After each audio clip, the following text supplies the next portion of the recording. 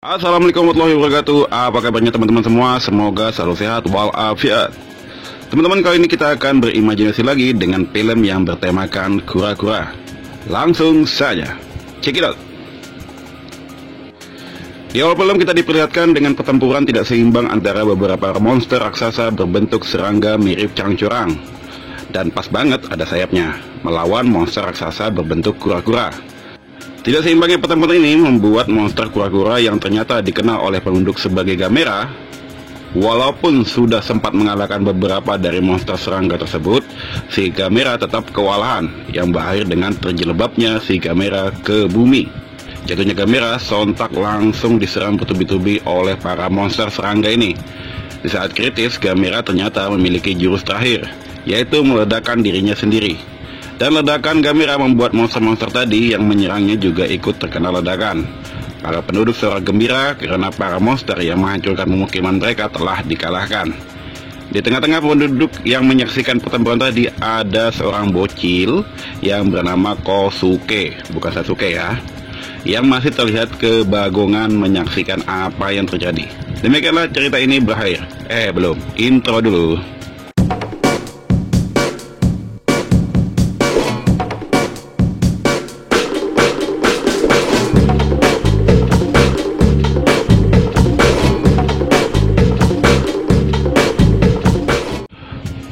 Puluhan tahun berlalu, pasca terjadinya pertempuran dahsyat antara si Gamera dan para monster serangga, sekarang si Sasuke sudah menjadi bapak-bapak dan memiliki anak yang bernama Toro. Toro kan temenannya adik saya ketika di Jogja, yang sering ke rumah. Kenapa dia bisa di sini? Oke, intermezzo. Istri dari si Sasuke sendiri baru saja tiada. Hal ini juga yang menyebabkan si Toro larut dalam kesedihan. Lagunya Dewa nih. Dan pada momen tertentu si Toro masih melihat kenangan ibunya. Sepulang dari makam ibunya, dari jauhan Toro melihat kilauan cahaya di sebuah pulau di seberang sana, yang tak jauh dari dia berdiri. Penasaran, namun Toro mengabaikannya. Kosuke dan Toro sendiri tinggal di sebuah rumah sekaligus warung makan. Mereka memiliki tangga yang dedek-dedek gemes bernama Mai, ya mungkin nama panjangnya adalah Maimunah. Dan si Maimunah sendiri sangat dekat dengan si Toro. Aduh si Mei, aduh gemesin banget deh. Yang jomblo jangan pada baper ya. Ya panik. Apa kabarnya nih? Masih jomblo atau sudah nikah sekarang? Dan perlu diingat teman-teman, si Mei masih kecil. Masih muda, masih kecil, sama aja lah. Oke, intermezzo lagi. Hari itu ketika ingin berangkat ke sekolah, ternyata kartu ID si Toro tertinggal. Sepertinya nih, kartu ID kalau nggak dibawa, si Toro akan dikenakan sanksi deh. Merasa kartu ID tertinggal, Toro berencana balik untuk mengambil kartu ID-nya. Namun ketika melihat ke seberang pulau yang sebelumnya ada kilauan cahaya, ternyata kilauan cahaya tersebut masih ada. Bukannya balik, muncul idenya Toro untuk malah berenang ke seberang pulau untuk melihat atau menghilangkan penasarannya tentang kilauan cahaya itu. Sesampainya di pulau tersebut, Toro pun memanjat tebing karena ternyata posisi dari kilauan tersebut berada di atas tebing. Dan akhirnya Toro sampai ke sumber kilauan tersebut. Sumber dari kilauan tersebut ternyata adalah sebiji telur. Kok malah sebiji? Sebutir telur. Entah telur apaan, dan Toro pun memungutnya. Setelah disentuh oleh Toro, ternyata telur tersebut mengalami keretakan. Aduh, apes banget si Toro. Baru juga megang telur nih balah jadi retak, padahal sudah berenang lagi. Ternyata retakannya terjadi bukan retakan sembarangan. Retakan terjadi adalah retakan tanda-tanda si telur akan menetas. Dan ternyata dalam telur tersebut keluarlah, apakah isinya? Jeng. Yo, ternyata yang muncul adalah kura-kura darat sulcata, teman-teman. Entar saya tahu dulu, takutnya salah karena dia di pinggir laut nih. Ya bener, ternyata ini sulcata, teman-teman. Ternyata di dalam film ini si sulcata sudah menjadi invasif, sampai-sampai alurnya aja di tebing di pinggir laut. Kayak penyu dah.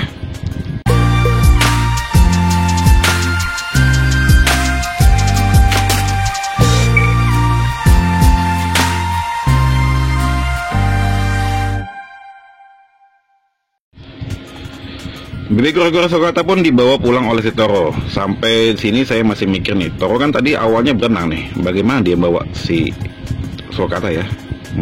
Teman-teman pikir aja sendiri deh, saya lagi malas mikir. Karena khawatir ayahnya tidak mengizinkan Toro untuk memelihara hewan peliharaan, jadi Toro memutuskan untuk tidak memberitahu ayahnya. Toro merawat si baby Sulkata layaknya anak sendiri. Waduh, kayak Malinka dong. Oke, layaknya teman karibnya ya, dan dibawa sampai juga dalam kondisi tidur. Keajaiban pun terjadi. Keesokan harinya saat si baby Sulkata tiba-tiba berubah ukurannya.